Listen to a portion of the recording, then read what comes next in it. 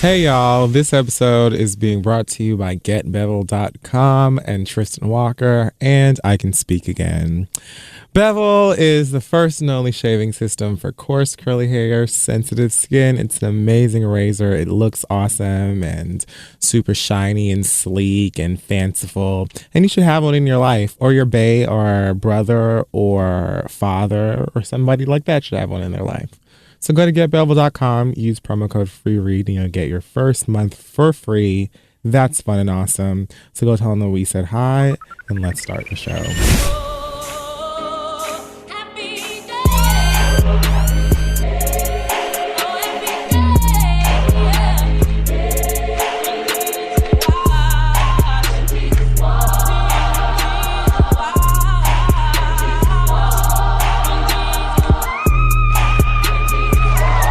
I was hoping that within the next, or the last 10 seconds that something would have came to me to sing since I have a voice again.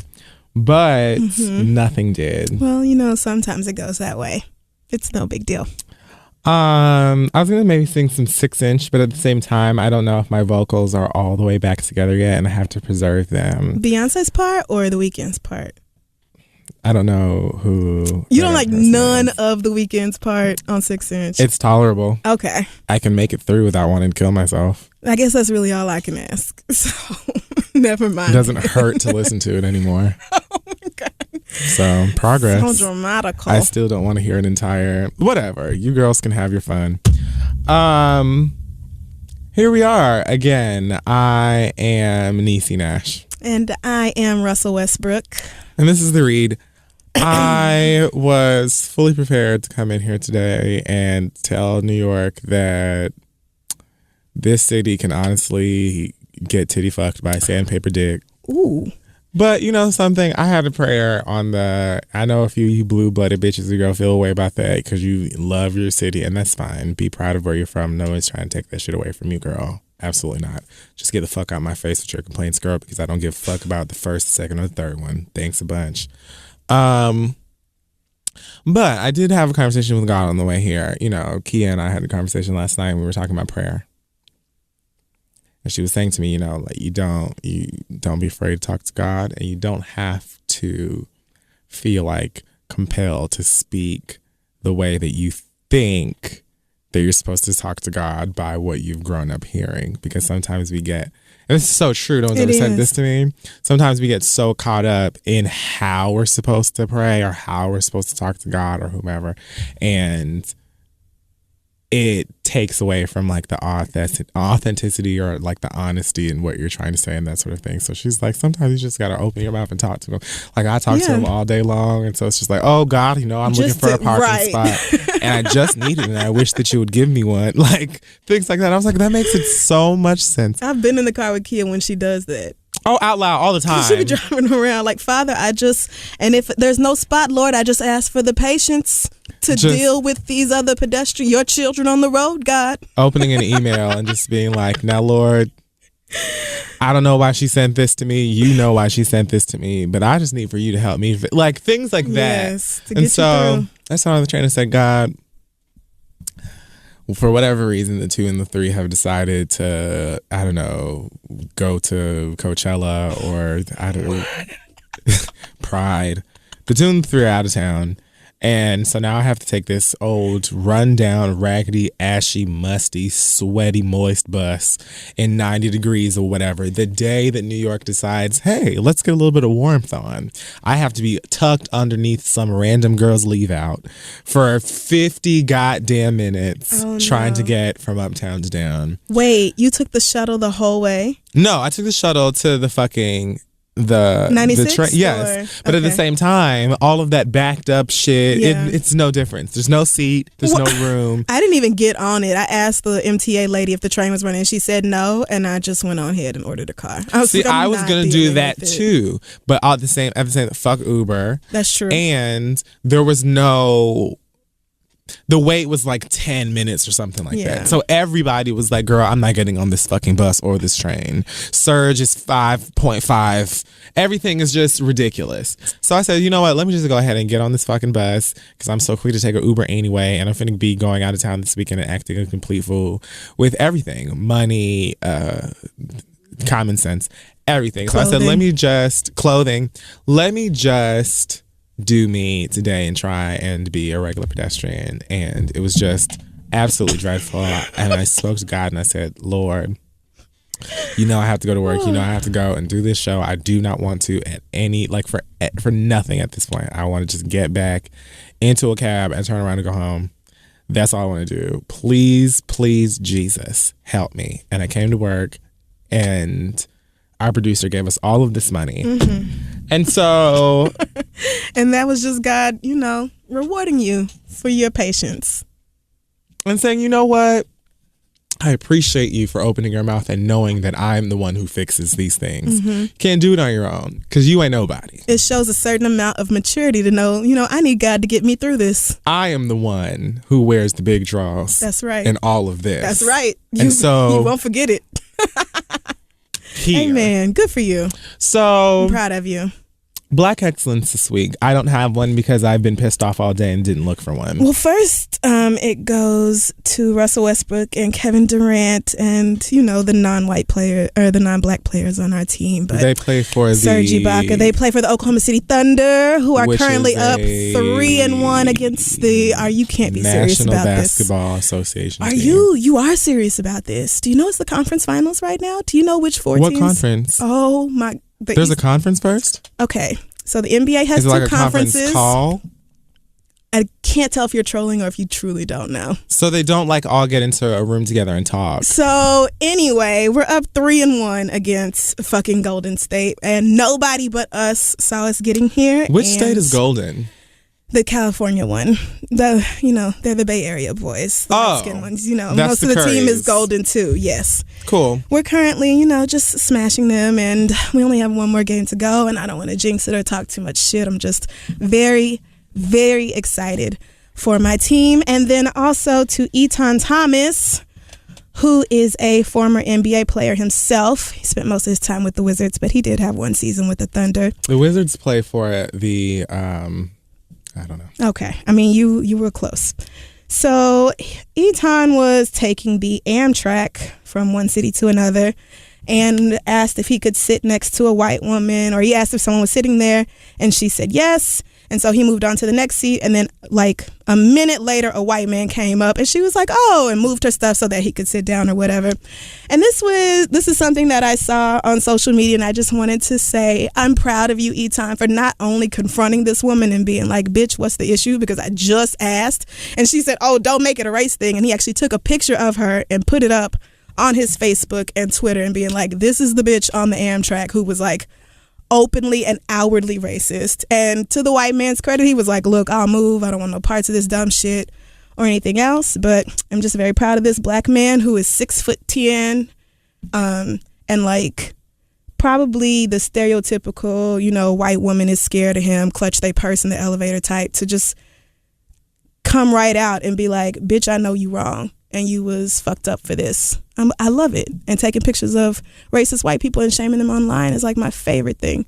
So good for you, Etan. We also went to the same high school, but that's apropos of nothing. Well, things. Yes. Also, if you have Black excellence that you would like to submit to the show, you can now send them over to thereadblack@gmail.com. That will help pull things together. All right. So please keep in mind that if you or your baby read all of the Game of Thrones books, you don't need to send that in. But congratulations, because those books are so boring. If you just graduated from high school, congratulations to you. Amazing work. Lots of people don't. Sit this one out. You know what I'm saying? This is just, you're also excellent, you're magic, and you're also awesome, and you're beautiful. Go with kind of the flow of how we've been doing these things to determine what I consider to be excellence, and otherwise. But if not, just send it in anyway. Send whatever in. Okay. Whatever you want, because you're all excellent, you're all amazing. I don't want to exclude anyone. But I'm just saying, like, if your baby just had his first full bag of fruit snacks, I'm probably not going to read that one. But send it anyway. I just like all Black positivity is great. I'll read it. I'll read it anyway. I don't want anybody to feel bad. Okay. Okay, so Sick Sad World this week. Oh God. I don't really think that there's anything. Well, that's not true. I'll start with something sort of almost nice. So I didn't watch the Billboard Music Awards because I don't. However, I was incorrect when I said that the Billboard Music Awards are the company or function that gave Taylor Swift that award over Michael Jackson. I do believe that it was the American Music Awards, as somebody pointed out to me on the internet. Okay. So I was loud and wrong. And that is something that I am usually quite against. So I apologize for it. But I'm also acknowledging that I was loud and incorrect. And I thought that it was quite funny. But you have to forgive me for mixing the two up because they're both incredibly white award shows that make poor decisions. Yeah. Like giving Taylor Swift an award over Michael Jackson or having Madonna performing tribute to Prince. So I'm not really sorry to them. I'm sorry for wasting your time. Right, for being incorrect about something. I get it. I get it. Very loudly incorrect. I mean, because both of those shows suck. So horrible. You're not really... no one's apologizing to Billboard. Billboard should be apologizing to us. Truthfully. For what they did to Prince, our legend. Like, y'all should be asking for our forgiveness, to be totally honest. No, I didn't watch that. What I did, I think I went on like That Grape Juice or one of the blogs and looked at skimmed through the performances to find the girls that I actually wanted to see. Yeah. So I maybe watched like 3 or 4 shows or performances, I mean. I did not watch the one of Madonna performing to Prince because I love myself and Prince. Mm-hmm. So I just chose not to experience that because why would I do that on purpose? I did watch... God, who even else performed? I watched Fifth Harmony. I like that Work From Home song a lot. I don't really care about them as a group. Trying to find a nice way to say that because I know that the harmonizers or whatever feel very passionately about those girls, and you should. They can all sing, and that song is cute or whatever. They're very much like a Babysitter's Club version of Danny D. Kane, whatever that group was called. Oh, right. So fine. I like the black one. You know, I really enjoy the black one. I would like to know when she takes her Zayn Malik route. Yeah. And, extends herself past the harmony. But I don't know the names of any of those other girls other than Normani. One. Normani? I don't even know what you're talking about. Normani is the black girl's name, right? I think so. Yeah. So other than her, listen, the rest of those girls could walk in here right now and I would be like, do you have the water? Does somebody need to check the levels? Is there an alarm going off? Like, I would have no idea. Pretty sure that we paid for the studio time. So it's fine. It's wrong, lady. It's fine. Oh, you, okay. Sidebar, I also want to I gotta give BT their points tonight because Chasing Destiny is such a good show. Like, it's such a good show. It really is. I'm not gonna talk about who actually made the group, but it's so well put together, and like I cried like 6 times through my DVR watching it. It's very well put together. It's like got all of the great parts of being a vocal competition show without all of like the really campy, ridiculous bullshit. Mm-hmm. Like all of the fighting for the sake of entertainment. The few times that some of those girls were not seeing eye to eye, Kelly Rowland pulled them into a group or had them on a bus with Frank or somebody, and they were like, so what the fuck is y'all goddamn pro? Fix this shit today. You know what I'm saying? And it was all of 20 minutes and it was done. It's really well put together. I hope they do another one. And the girls were on the red carpet at the Billboard Awards. I said, look at that. Oh, were they? Yeah. I said, Kelly done got these girls on the red carpet already. I'm so like I like it. And they've got like a couple of other little shows that they're working on that seem like they're not dreadful, that seem like they might be good ideas that aren't embarrassing to the race. So, and their Billboard shade after the awards was amazing. That was great. It makes me think that they have something fantastic planned for Prince. So I am giving BET the benefit of the doubt for the Prince tribute. I am. I feel like they know that they have to get this right. Even they though Prince was watching that last tribute that they did, and they know that, and they know that they have got to learn and do better. This is BET's chance to win us back. If you can't do it, because I know Prince spoke to somebody afterwards, Stephen Hale, somebody, and was like, "Nigga, if you ever call Trey Songz to sing for me again, I swear to God, I'll burn down the LA Live." Anyway. Woo! God bless. Yeah. God bless BET. Good luck. BET, I see you. That's real cute. And all right, I'm giving you yours this weekend. I'm actually looking forward to Being Mary Jane whenever that's coming back. I might try and catch back up on that because Being Mary Jane was not a bad show to me. I hated her. Like, I hated the Mary Jane character a lot. I think she's a horrible person. But the show itself, I watched the first season and I liked it, and I just never ended up getting back into it. And I hear people like it a lot. Yeah, I was surprised to find myself like really tuning in to see it every week. So and it's it'll by be this last season. Mara Brock-Akil, who did The Game when I liked it, and Girlfriends when I liked it. Both true. Before they came to be. Oh, I just don't think Girlfriends ever came to BET. No, Girlfriends never came to BET. The Game, it ended on the CW or one of those. Ruined the game. Well, but anyway. BET.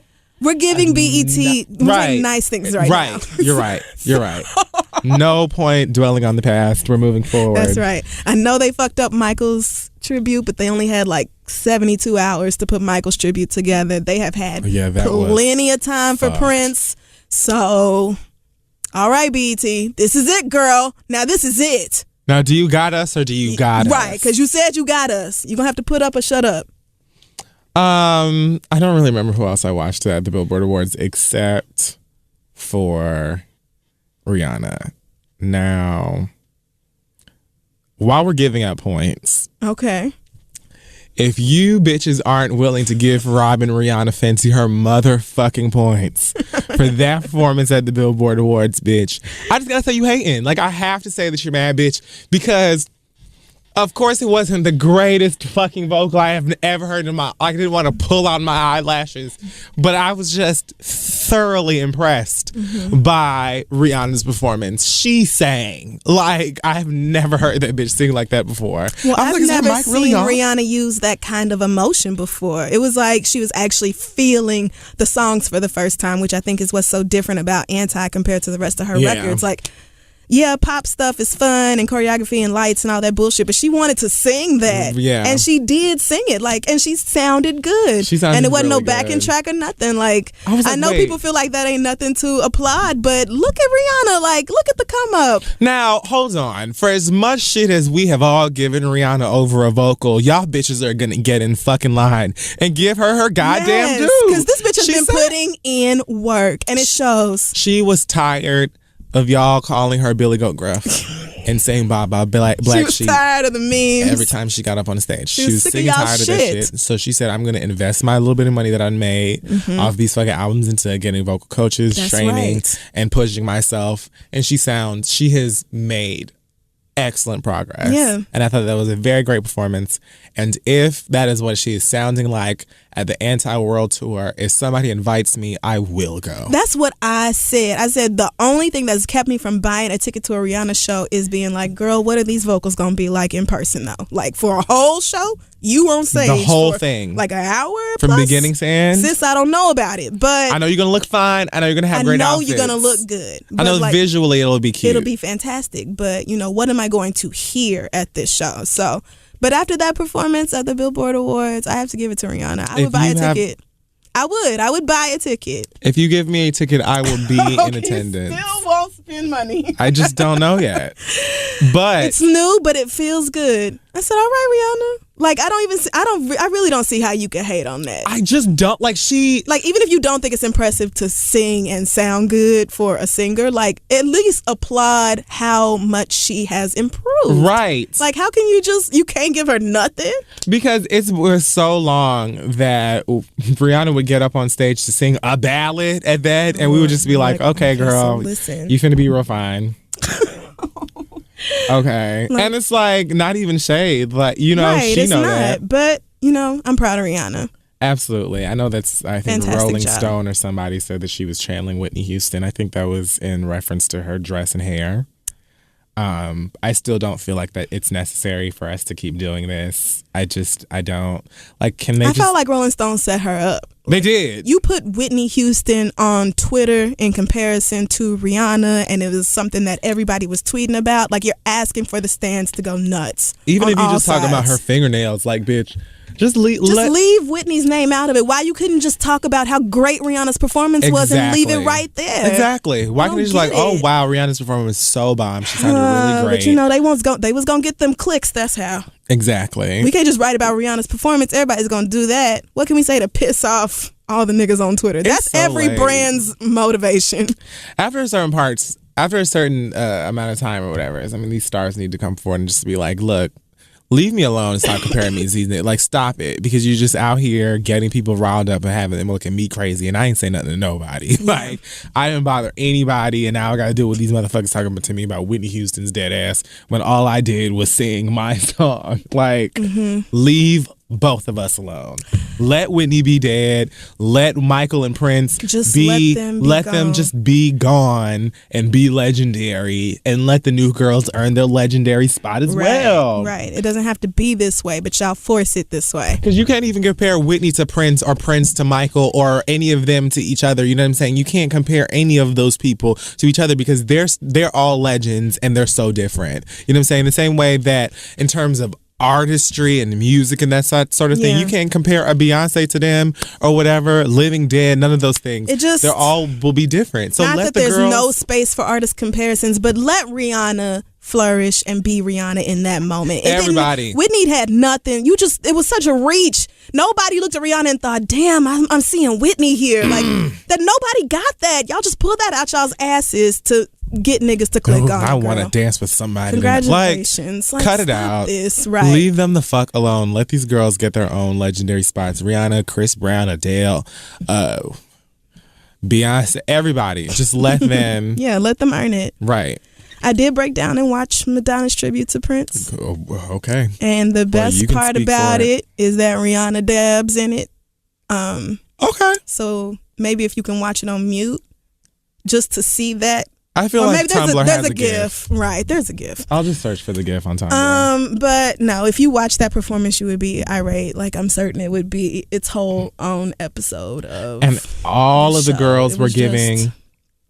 Madonna and Prince loved each other and they performed. I don't care, girl. They did these things. You know what Madonna should have performed? The song she had with Prince on her album. What she should not have done was sit her ass in that chair and try to do Nothing Compares to You. It sounded exactly like the Sinead O'Connor version too, which confused me even further. Like, bitch, not that it's some huge difference, but you couldn't at least do the Prince version of the Prince song. Like, what is wrong with this bitch? And then drag Stevie Wonder out to help her. What? And then after she murdered, it was terrible because, you know, Madonna has never been nobody's vocalist. After she murdered Nothing Compares to You, she dragged Stevie Wonder out for Purple Rain. And nigga, it was just... woo! It was disrespect. It was like she was just calling us all niggas right there on stage. It was just, don't watch it. Don't. I will never. And I feel like had Stevie had any idea, whoever is booking this shit for my legend, like, just stop. Somebody is not looking out for Stevie's best interest, because this was just, don't do it to yourself the way I did it to myself. That's all I'm saying. Probably had no idea who he was on stage. Madonna is irredeemable in my eyes, my nigga. Like, I want nothing else from her. I don't even need to listen to her music. Like, I'm totally done. She's the type of artist, no shade, that I feel the exact same way. Like, it's not that I don't like what Madonna's done for pop. It's not even that I don't appreciate how huge she's been. Yeah, I have tons of Madonna songs and records I like. And for women's sexuality and all that, I get all that. I just don't need anything else. Right. I just don't care, girl. Like, you're the material girl. And that's always will be. And that's it. You know what I'm saying? Open plenty of doors. But I was done with her after she called her son this nigga on Instagram. Woo, if we want to have a throwback Thursday. Because that's really we could just go right on back the white one, of course. But hashtag did this nigga. Okay, girl. So I've been done with you since that day. And that picture of them 2 black children she bought rubbing her feet. Child. No, I was done. Nah, I'm saying. Well, moving right along. Apparently, Dwayne Carter had a concert in Denver this past weekend. Oh, no. Where he was recorded shouting, fuck Cash Money, which confused a couple of fans because Wayne and Respect My Name Birdman reportedly came to some sort of agreement or settlement. You know, he was supposed to be suing Birdman for like $51 million. Right, for his money. For his money. And so they had allegedly come to some kind of agreement where he was going to get this money, and the Carter 5 was supposed to be released and all this kind of stuff. Guess that shit didn't go through because he's pissed again. All right. So here we are back at square one. Oh, God. So do we know what happened, or I don't think that there has been nobody's gossiping like about it? I don't know if I'm sure that the streets or, you know, whatever hip hop blogs have their assumptions of whatever, and quote unquote sources are probably saying this, that, and third. I don't know what the fuck going on. Well, and I'm here to tell you, I'd like to give the best interpretation that I can, or the most sensible story. I don't like to waste your time. And I also don't really care. So, like, here we are. Here we are with that news. You know, I hope everything works out for the best. I think that Birdman is just having a very odd 365 days. Mm-hmm. Yeah. I mean, well, after that shit he pulled on the Breakfast Club, it was just like, what is this nigga going through?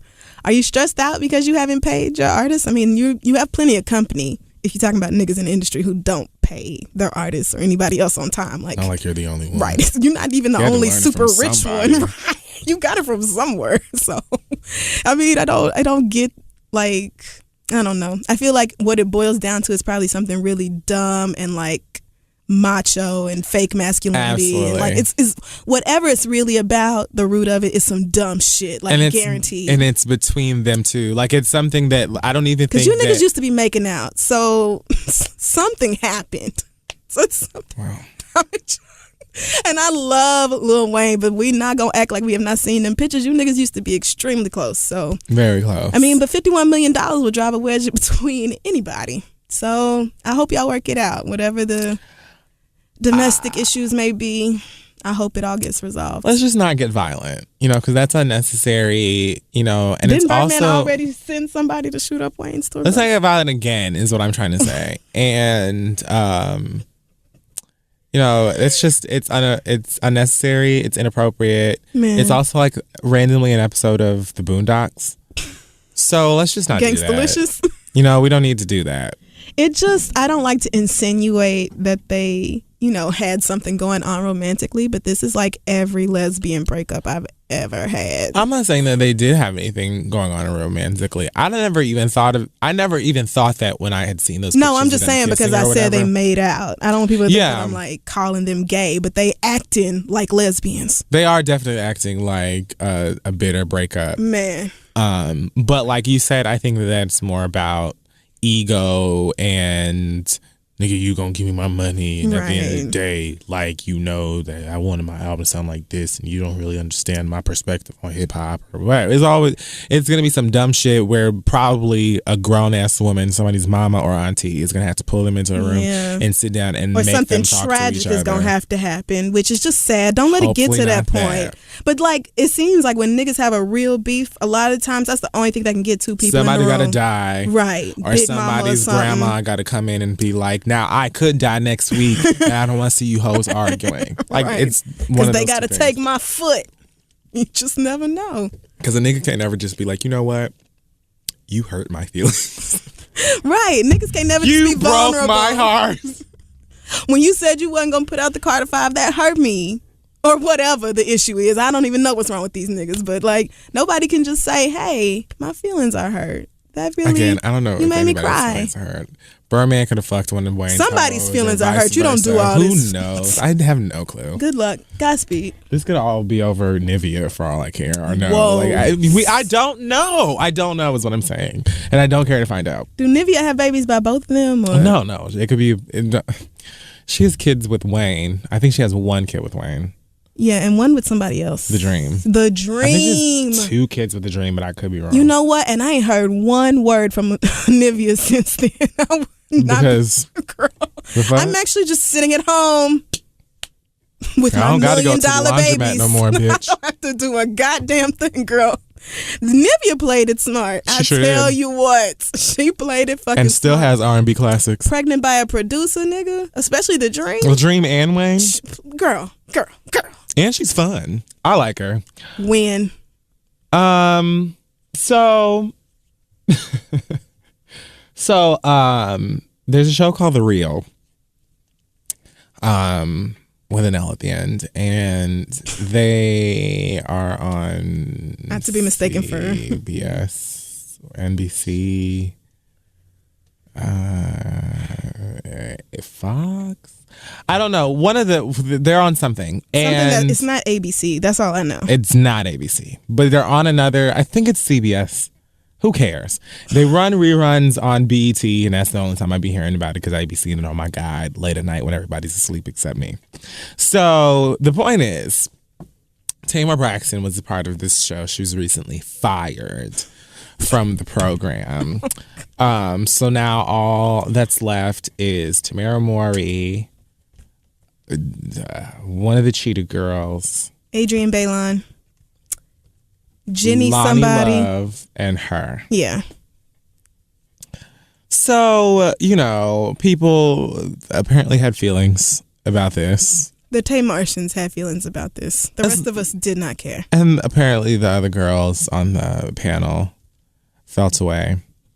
Especially Tamara. Dustin says that Tamara and Tamar are really, really good. Oh, yeah. I was listening to The Friend Zone, and I heard Dustin's very passionate. He's quite upset. He's quite upset. He's upset about it. He is mad. So, she left. There's this whole messy whatever going on, but The Real released some statements saying that they mutually decided for Tamar to not show up for the 3rd season and that she's leaving in order to concentrate on her solo career, blah, blah, blah, blah, blah. Now, Tamar and her folks are calling bullshit on that. Of course. And saying that she just got fired. So the story that I read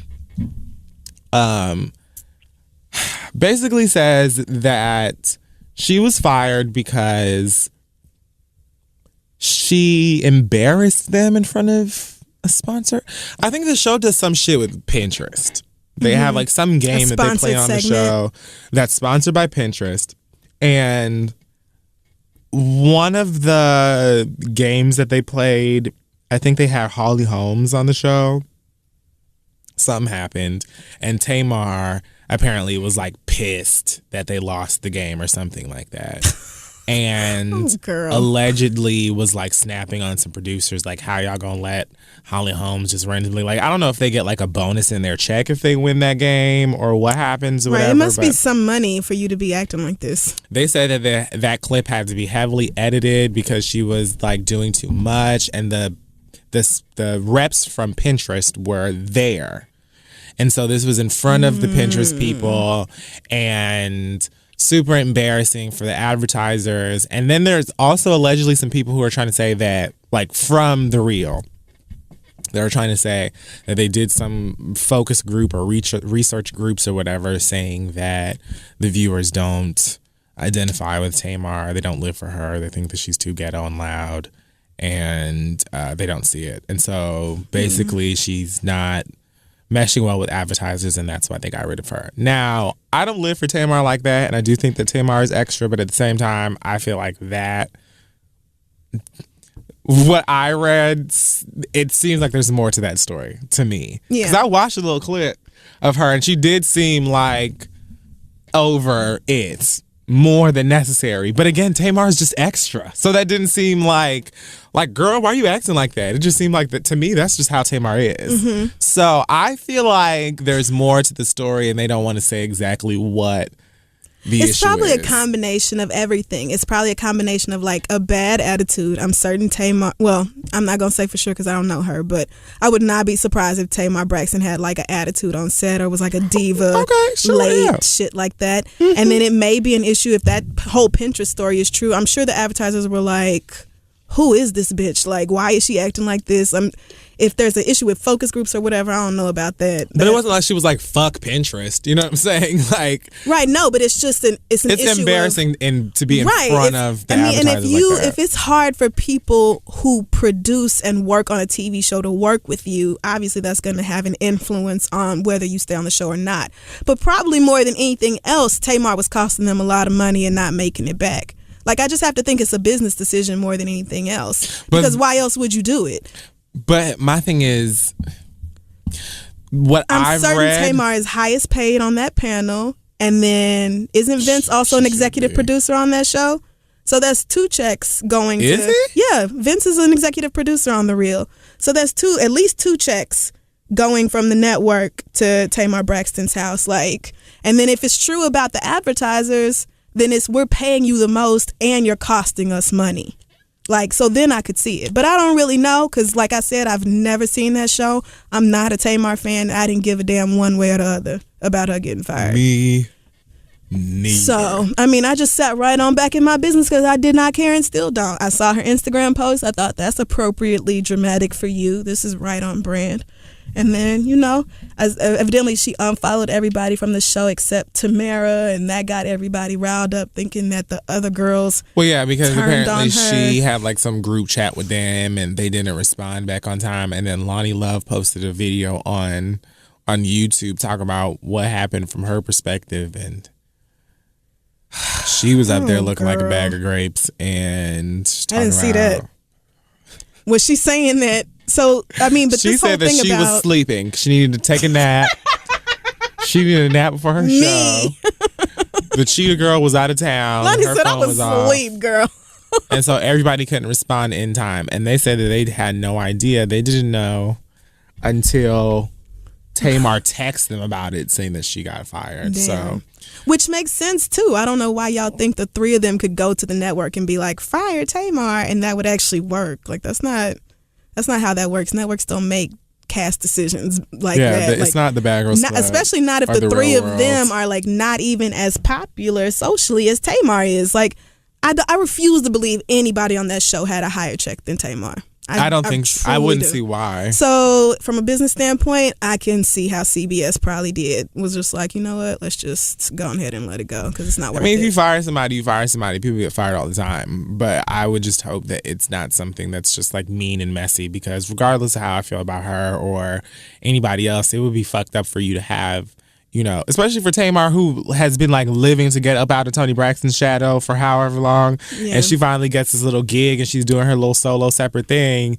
I probably would feel a way too if it was just like out of nowhere, like, okay, girl, well, bye, bitch. And then on top of that, we gonna tell everybody that we both decided for you to be gone when, girl, we kicking your ass up out this bitch and your parking spot is no longer yours. Well, that's a courtesy to say that we decided to part ways instead of saying it is. We let that bitch go. But I'm just saying, like, I would hope that it's not like, some shady, mean shit behind the yeah. I mean, whatever. I would too, but media networks have a long history of being shitty to black women, so I wouldn't be surprised if it was something fucked up going on underneath. I'm just saying, if the thing about the advertisers is true, then I can definitely see it. Well, Tamar, you can get back to the singing. Good luck, girl. I mean, well, you'll be fine regardless. I'm sure something else will come Tamar's way. She'll be just fine. Because, you're still the only singer on that panel who can actually sing. Tamara can sing better than some of the actual singers on that panel, and she ain't even a singer. Wait, they're supposed to be singers? Well, no, not. Well, she sings.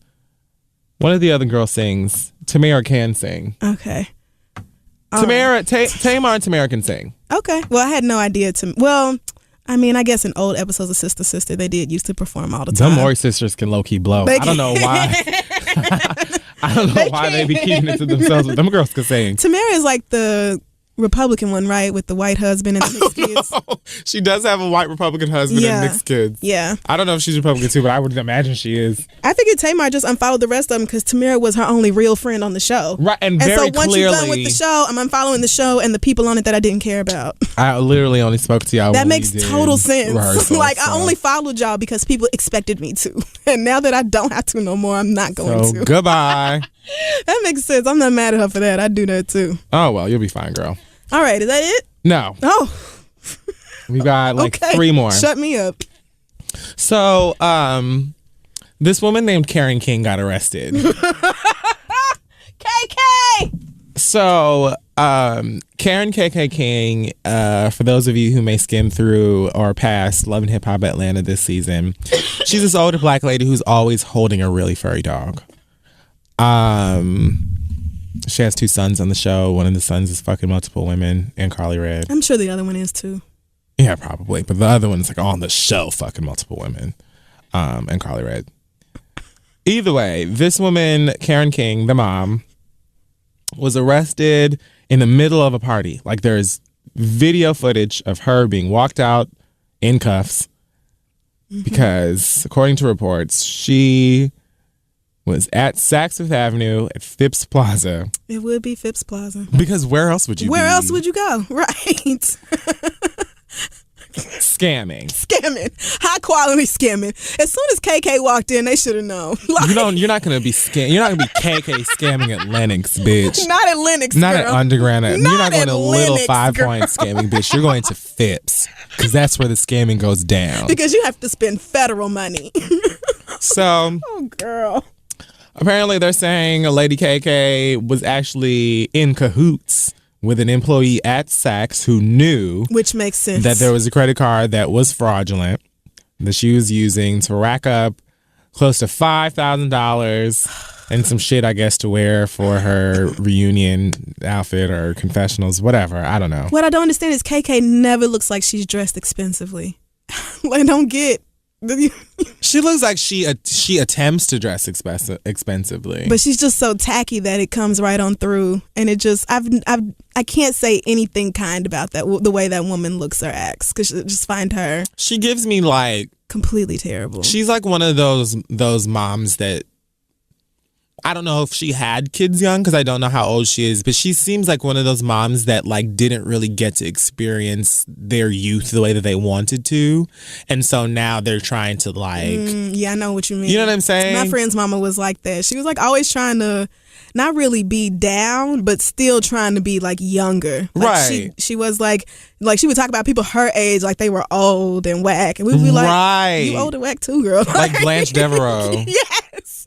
Like Blanche fucking Devereaux. Like that one lady who's like clearly pushing 50, who's in line 3 before 11, like waiting to right. It's like, what are you still doing going to college have parties. A good time. That's like, absolutely you can't have a good time, but it's just, that's what she gives me is all I'm saying. I don't know if there's anything wrong with I it. get but it. My only thing is, as a woman who is supposed to have like a criminal background already, and you have a show that's on TV right now, I don't even understand why he would play that type of game. Like that doesn't make sense to me. Right. You already have literal cameras and federal eyes on you. Right. Why would you be at Phipps scamming? And she was on this flyer for the party, like very heavily advertised. Karen King is going to be at this party at this night. So the police were like, cool. We'll just go first. Right. We're not even going to anybody's residence because we know where they're going to find us. Right. We don't even have to. I mean, cameras are rolling and that's fine. We'll just go ahead and escort you right on out of here, young lady. I don't know when she did this. I don't know if it was before filming started for Love and Hip Hop Atlanta or how long. It could be. That's a good point. Maybe so. But like, girl, I mean, this is just, nobody is surprised. This whole family does nothing but make bad decisions on camera and off. Like they always have been. This is not her first time going to jail, being arrested, none of this shit. So, all right, girl. That show. It'll be in the storyline next season. I guarantee you Mona's writing this shit up right now. Mona needs to just cut the shit and just fucking have somebody turn these things into a scripted series and get actual actors to do it. I'm so tired. Like, I don't want to see a show of all of these motherfucking random tandem ass, whoever the fuck has no integrity ass niggas come on here and pretend to date this person and pretend to be friends with this person. It's like, what is the point of watching something that's supposed to be reality if it's not real? And we all know it ain't real. So you might as well get niggas who can actually act, who have teeth, to come and do this stuff. It just doesn't make any sense to me. Like, it's not fun. Well, you know, one of her sons is actually going to jail now. Like, I think he's in jail now, but the storyline is that he's getting ready to go to prison. And he was getting ready to go to prison long before filming. So that's no shade. Like, you can tell the parts of these shows that are real and the parts that are made up. Things like that, like when Mendices had to go to prison and all that stuff, you can watch. It's like, well, clearly nobody's going to prison for Mona. Like, that's nobody's sitting up in court for Mona Scott. Right. So obviously you can tell the parts that are real and the parts that are fake. But the parts that are fake are so fake and so dumb and so horribly pulled together that it's just like, this is not even fun. This is so stupid and horrible to watch. But the fact that they are this trashy, like they are terrible, and she capes for her sons even when they are dead ass wrong, and her son is a terrible misogynist and like just a shithead on the show, and then he's got this crazy girlfriend. The fact that they are all willing to act like this is exactly why Mona put them on TV, and the fact that they continue to act like this and it's like the whole damn family is trash is why they'll be on next season too. Like, people love garbage. People love to tune in and watch other niggas fuck up their lives. I just can't imagine how much money you can possibly be getting paid for this to be willing to go along, because I've already heard plenty of backstage tea about who ain't even dating this person and who ain't even really fucking that person and who was cast in the role of this and they ain't actually met this bitch before. Like, motherfuckers are on there crying and shedding tears over shit that they don't give a fuck about because they're literally just paid to be there and do it. You know what I'm saying? Like, that's not fun. That's not what anybody... If I'm gonna watch it, you can watch a trashy ass reality show with real authentic trash, because there are trashy people. Look at Black Ink Crew. Black Ink Crew is trashy as it's hell. So bad. And that is bad. Some real garbage. It's real bad. But I watch it. It's good. It is good. And it's still way more fun because it's like, okay, they're a hot ass mess, but I know that this argument and these fists flying is over some real shit. Like Sky and that girl fighting. But they just some dumb niggas. Like, they just do some dumb shit on that show. Like, it's fun. It's just like, it's fun and hilarious. And Dutch is trying to act like this girl raped her. Like, girl, you were drunk and another bitch ate your pussy. So and Sky popped homegirl in the face because she didn't have the money for that room. That's that real. That was real shit, right? You really will get popped in your face behind some shit like that, fucking with a real And that bitch. shit started before filming, because they came back from commercial and all of a sudden it was like, I'm about to whoop this hoe's ass because she don't have my money. Everyone's like, whoa, what? Like, that's different. I can't deal with the fake shit. It's not fun. Anyway, so at the time that this article was posted, Lady King was being held on $30,000 bond, and her court date is on June 7th. So we'll see if she also good luck and God bless, sis. Locked up. Just her dumbass son had weed while he was on parole. Like, y'all just like, make better choices. Selling weed on parole. Selling. So you wanted to go back to jail. You were like, can I go back? 3 years at least? Like, for what? In Georgia. Girl, y'all just... Where it's 5 to 30 years for that, which is wild. She had to emphasize that, like, look, this nigga could go to 30. So if I were you, I would go in there real humble and be aiming at that 5. Like, come on. 30 years for weed. And now I gotta serve this sentence for... Not even saying the law is fair, but nigga, you know the terms of your parole. I know you do. Right. It's not to say that the law isn't fucked up and there are lots of these things need to be changed, but nigga, you were still on parole and you decided to sell weed anyway. Like, you know that violates your parole. Why would you even do that? It's just, it doesn't... I don't know this family, but you know, whatever. Maybe he ain't even actually in jail. That nigga might be locked up somewhere like Arrested Development. He's probably in some attic.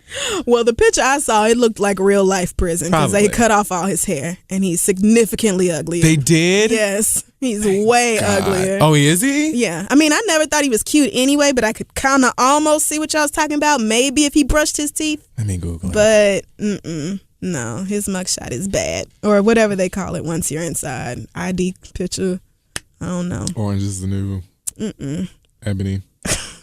You know what? There's an All the Way Up remix which is Fat Joe and Remy Ma. I haven't heard it yet. Featuring Jay-Z. It just came out, I think, yesterday. It's on Tidal. Hot 97 was playing it all of yesterday. On the song, I won't quote any of it since you haven't heard it yet. No, it's okay. You can spoil it for me. Jay-Z has the first verse and he says, "You know you made it when the fact your marriage made it is worth millions. Lemonade is a popular drink and it still is."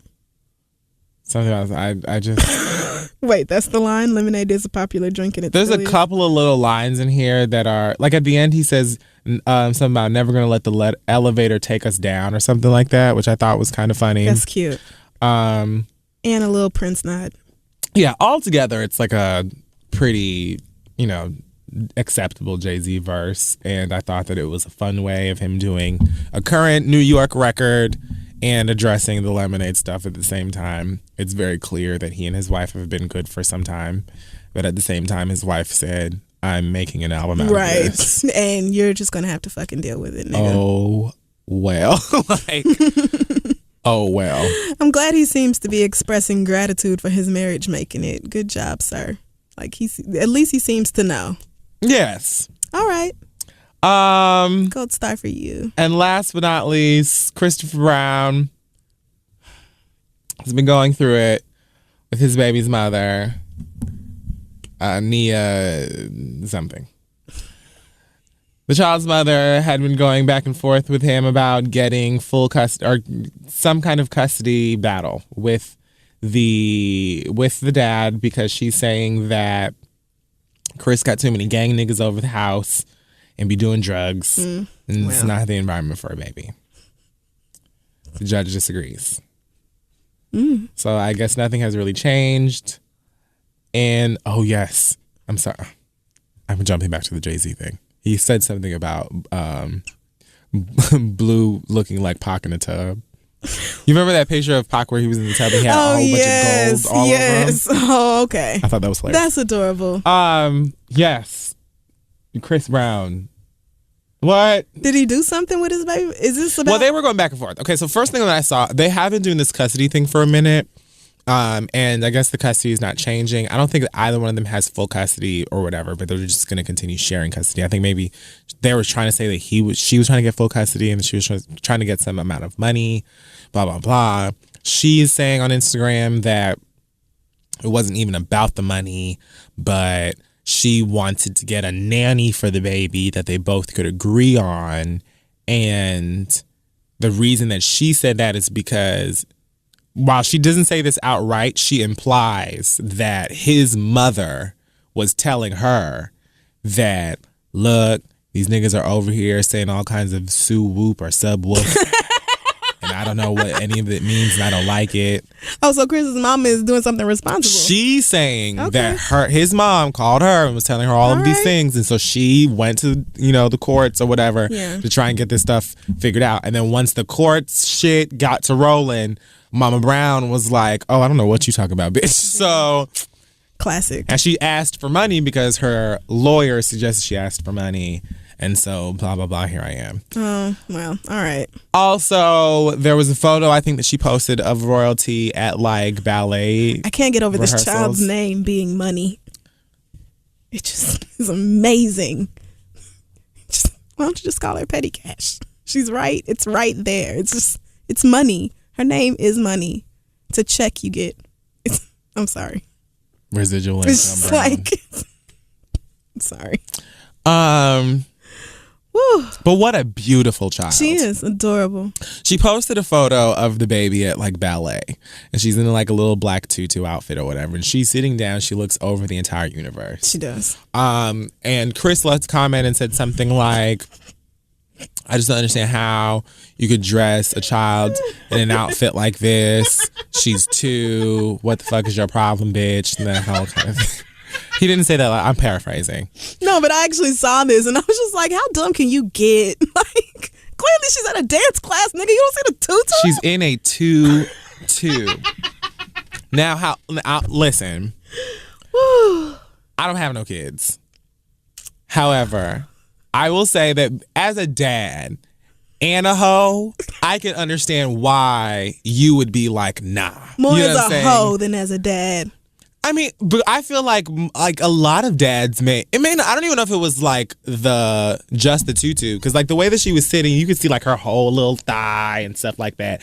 And while she could literally have been wearing a Glad bag, inappropriate eyes are inappropriate eyes, and they're gonna look at things like that and just be gross regardless of what she actually has on. But I mean, it was one of those things where I could see both sides. I mean, who doesn't post a picture of their kid at fucking dance class, though? I don't think it's a big deal, but I also feel like, you as child's daddy, I just don't think either one of them are incorrect in their feelings. What I do think is both of them are incorrect for sharing their motherfucking feelings with us. Because, nigga, I don't need to know. None of us need to know these things. You could have texted her and been like, girl, post a different picture. Like, post a different photo of her and dance. What she had on, because Chris clearly thought she was dressed for the club. Like, Chris was confused about the outfit.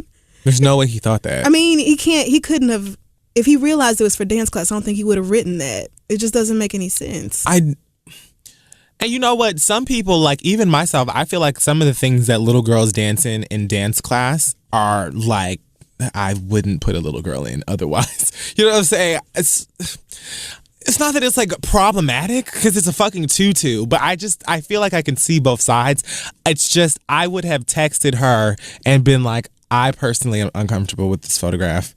Can you please take it down and post another one, please? Like and something like that. I that. can see that too as a parent, but I think from most men, that's really just like an internalized bias they have when it comes to girls over boys, because you put 2 3-year-old children, one girl and one boy, in a pair of shorts and let them run around.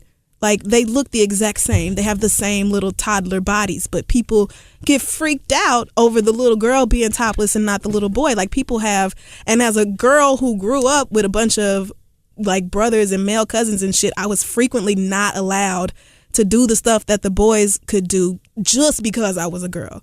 Like, could not go outside after a certain time, couldn't go to the park and play basketball, like a whole bunch of stuff that I just could not do simply because I was a girl. And I just feel like a lot of times men take that shit and apply like unfair standards to their daughters that they don't apply to their sons. That's true. Because, I mean, like I said, if I was just scrolling by that photo and saw it, I wouldn't have thought nothing of it. But if it were my baby, I think maybe I would. That's all I'm saying. I don't know for sure. I really don't. I see what you're saying, but it didn't have to play out on Instagram at all. It never does.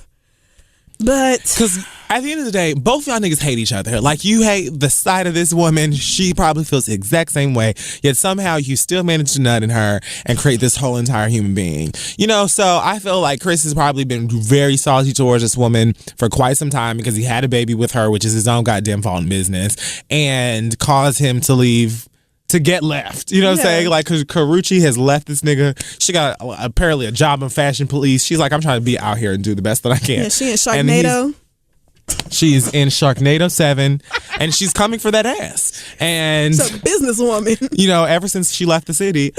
And I think he really feels a way that she like really moved on and like really ain't talking to him no more. Because of this doesn't baby. Believe it. Right, because of the baby. And so it's almost like he is like super mad at the mama. Mad at her. Right. Like it's her fault. Like you didn't nut in her. Like you chose to do it. And then I saw her post something about, oh, well, I never said that we weren't using protection. He lied about using protection and I didn't know, or something like that. So I was like, so wait. Oh no. Wait. Why is that on the internet? You're older than him. Everybody's an adult. How did that happen? Like, did he take it off and then you didn't, like... Wait, so he said he had a condom on, but he really didn't? You can't feel the difference? Again, that's what she's implying. Because she's trying to say, like, he lied about using protection. What? There's no... Did he say he was on the pill? First of all, I don't think there's too many girls who would have slept with Chris Brown 3 years ago and demanded that he wear a condom. I just don't think so. I don't even think... That nigga would have had to wear a coat of arms.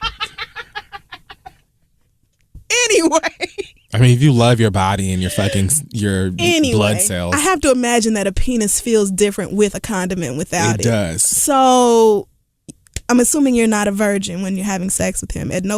I'm not trying to blame her if that's actually true or no shit like that. Nobody's but no one can blame anybody for anything. But that's where it goes. As soon as you start talking about shit like this, it's like, oh, don't blame the woman because she didn't know. Like, girl, I'm just asking because I don't know, as somebody who has only fucked other girls, how this could happen, how you could not feel the difference. As someone who has only fucked other boys, I don't either. Okay, all right. Well, we clueless together. Both of us are confused. We just don't get it, sis. It just doesn't need to happen. Break it down You don't for have us. to tell any of us any of these right, things. but see, that didn't have to go on the internet at all. Why was that ever public information? Y'all already hate each The other. baby is here regardless, so who cares? It's hard enough to co-parent with somebody that you can't stand when don't nobody know who you are. So when you can't stand each other and you're trying to co-parent and you're telling millions of people your personal business for them all to make it even harder and worse. Right. It's like, why would you even do that to yourself and your child? Keep your motherfucking business to yourself. Share that shit with each other. Send each other angry ass iMessages or Snapchats, right, or mails or court documents.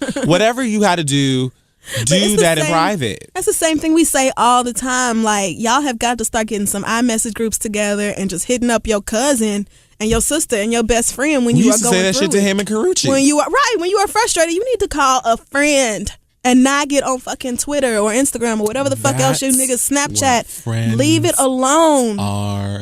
Yes, for. That is what friends are for. And for years we have been saying that Chris Brown doesn't seem to be surrounded by actual good friends. When his mama said it was nothing but Suwoo gangsters at his house, I have to believe it. There's nobody he can vent to emotionally.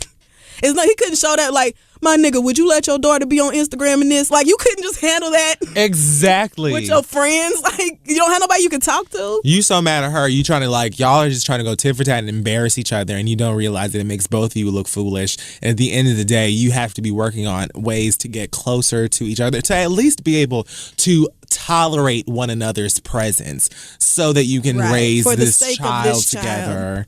Healthy and all of those things, but y'all would rather be on the shade room going back and forth and kikiing and making memes. It's just it gets nothing. Everybody needs to grow up for little annuity payments' sake. All right, you didn't even need to do that. Well, I'm finished. That was literally the last one. Great. Let's take a break. This week's episode is being brought to you by AMC's Shudder. Shudder is a brand new streaming video service devoted to the best horror movies available from around the world. Whether you like monster films, vampires, ghosts, ghouls, goblins, horror comedies, scary children. I didn't see anything featuring Taylor Swift on there, but they've got lots of scary stuff. And you can access them on iOS, Android, Apple TV, Roku, Chromecast, lots of different places. And all month long, they've been making May scarier with movie mayhem. They've got new horror hits like We Are Still Here and Mexico Barbaro. This is for, like, the true horror enthusiast. So if you want to go watch something creepy, scary, or gross, you can go to shudder.tv 24/7 and sign up for Shudder. You'll get a free month with promo code READ. That's READ. That way you can show support for the podcast and go scare the shit out of yourself. Go to shudder.com. Check them out. They're awesome. Now let's continue. So we're back, and it's time for the listener letters. It sure is. Send your questions to asktheread@gmail.com. We just may be able to read it aloud on the show. Our first question comes from... damn, how come I can never think of a name? Calliope. Sure. Calliope writes, my roommate moved out about a month ago and got a subleaser to replace her. But our lease ends in August, and I don't think she told the new girl who was moving in that we were all moving out in like 3 months. None of us met her or knew her before she moved in, and she didn't make any effort to contact us and ask how long we would be staying. Nice. One morning, I was talking with my other roommate about where we would move next, and the new girl was, quote, hurt by us that we were moving out because she just moved in and decided to then move back home and not pay any rent. You follow that? Yeah. So the subleaser has left the building. The girl who got the subleaser didn't make sure to put this new girl on the lease, so now she is still legally responsible to pay the rent. However, she is completely ignoring us. We've talked to our landlord, and she said that legally the four of us, including the girl who moved out early, are on the lease and have to pay the rent or else our credit will be affected. So she has to, but she is just ignoring the entire issue and blocked us all on Facebook. I have no idea what to do with her. I'm really pissed because we were friends and she's just dipped out on us. I really want to ream her out or sick some crazies on her, but I doubt that would help, and I don't really know any crazies, to be honest. Okay, thanks. How do I get this low-life woman to realize how trash she is being right now? Please help. Calliope.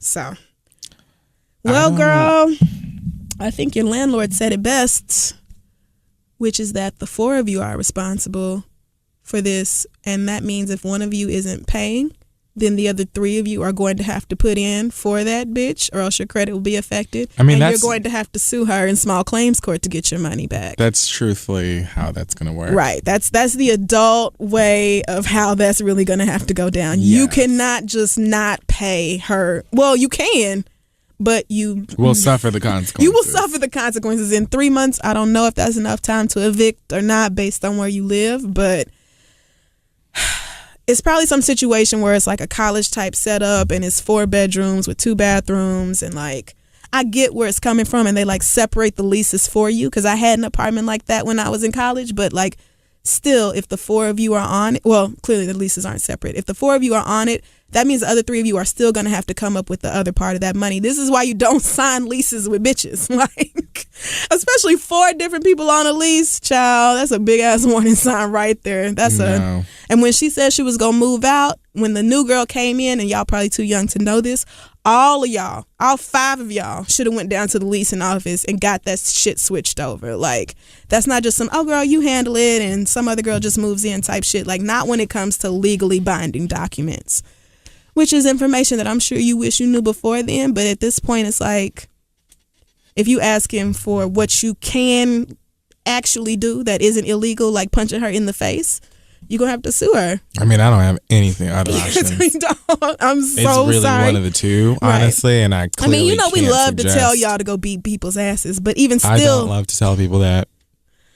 Yes, we do. But even still, that's not going to solve the issue of you have to pay this rent. Like, I mean, it's not going to take that part away. It's coming from someone. Somebody's going to have to go give her money. You're paying the rent. So just pay it, do the best as you can, Woo, God and go help. get your money from her the white people way. God help, right? Because there's no other way for that to work out. It just won't. Good luck, and let us know. The fact that she blocked y'all on Facebook, that to me was like overboard. Like, that's really trying. Right. And she's probably like, well, that's not my business no more. Ask the other bitch about it. But she didn't handle business either. Like, she did not make sure that she was off the lease before she went and signed another one like she should have. So she is going to have to deal. And if that means court costs and all that other shit, then that's just what it means. Hopefully y'all can break something down before then, but explain to her that she doesn't get to just pretend this goes away, because if she ain't paying now, she gonna pay later, but one way or another she gonna give you your money. You can always call Judith Shineland. Who? Judith Shineland. It sounds like the name of a very okay, I was about to say that sounds like the name of a very high powered attorney.